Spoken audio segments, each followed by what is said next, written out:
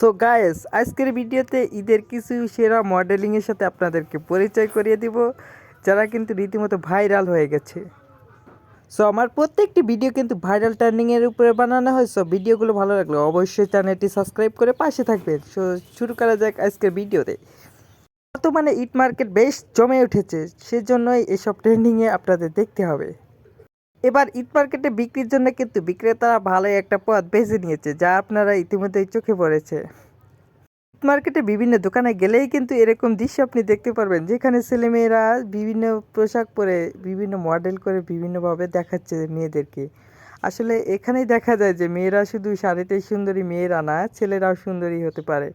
দেখেন তারা পরিবারের চাপে হোক যেভাবে হোক, তারা কিন্তু সুন্দরভাবে কাপড় চোপড় পরে দেখেন কিভাবে মেয়েদেরকে তাদের ড্রেস শো আপ করে দেখাচ্ছে। এটা কিন্তু আসলে অনেক মজার একটি ব্যাপার। ঈদের এইসব জামা কাপড় কেনাকাটার যে ভিডিওগুলো আছে, এগুলো কিন্তু রীতিমতো ভাইরাল হয়ে গেছে এবং অনেকটাই সাড়া পেয়ে ফেলে দিয়েছে ঈদের কেনাকাটাতে এইসব ভিডিওতে। হ্যাঁ, অনেকেই দেখা যাচ্ছে যে বিভিন্ন রকমের লেহেঙ্গা, বিভিন্ন রকমের জামা কাপড়, বিভিন্ন রকমের মেয়েদের যেসব পোশাক, শাড়ি, গহনা বিভিন্ন কিছু পরে কিন্তু তারা মেয়েদেরকে দেখাচ্ছে যে কীরকম তাদের ড্রেস। এবং অনেক ভিডিওতে কিন্তু দেখা যাচ্ছে যে তারা নেচে গিয়ে সবাই মিলে আনন্দও করছে। যাই হোক, ভালো লেগেছে বিভিন্ন ভিডিও দেখে। আপনি যদি বড় বড় মার্কেটে গিয়ে থাকেন তাহলে কিন্তু এসব দৃশ্য অবশ্যই দেখতে পারবেন। আর এসব দৃশ্য দেখে কিন্তু অনেক কাস্টমার সেখানে জড়ো হয়েছে এবং সেখান থেকে কিন্তু অনেক বেচা কিনাও বেশি হচ্ছে। দোকানদার মালিকরা এ বিষয়ে জানিয়েছেন যে তারা জানেন যে কিভাবে তাদেরকে প্রেজেন্ট করতে হবে এবং তারা সেজন্যই কিছু অন্যরকম পদ্ধতি অবলম্বন করেছে, যাতে তাদের দোকানের বেচা কেনাটা বেশি হয়।